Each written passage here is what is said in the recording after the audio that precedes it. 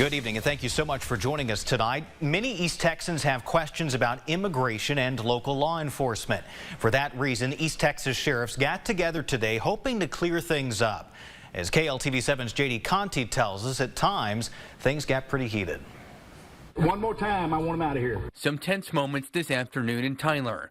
Hundreds gathered to hear from Smith County Sheriff Larry Smith on immigration policy. He was joined by sheriffs from Upshur, Hopkins, Franklin, Rusk, and Wood counties. Despite those moments, after one attendee kept interrupting Sheriff Smith, immigration attorney Jose Sanchez says his questions were answered. It was much needed for him. I hope we have more. Sheriff Smith said he's hearing reports of immigrants afraid to go to work, church, and more. Smith just this week returned for the National Sheriff's Conference.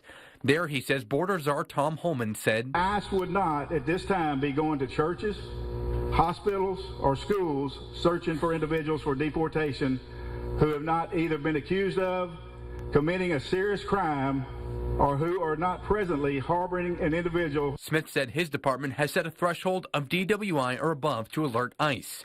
He says his department doesn't ask for immigration status during arrests. What sense does it make to bother those people when we should be dealing with the worst of the worst that's going to help us do our job? Sheriff Smith asked everyone else on the panel if their policies were different. None said otherwise. Rusk County Sheriff John Wayne Valdez made a plea to those listening.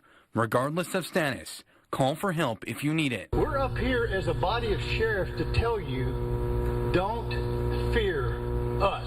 If you need our help, we don't want you to not call us because of your immigration status, because that means you're allowing yourself to be a victim. JD Conti, KLTV7 News.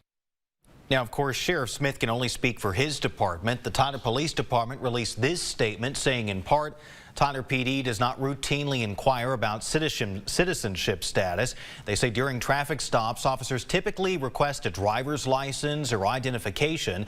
Citizenship questions may arise in specific cases, they say, such as consular notifications or arrest for jail or book-in processing.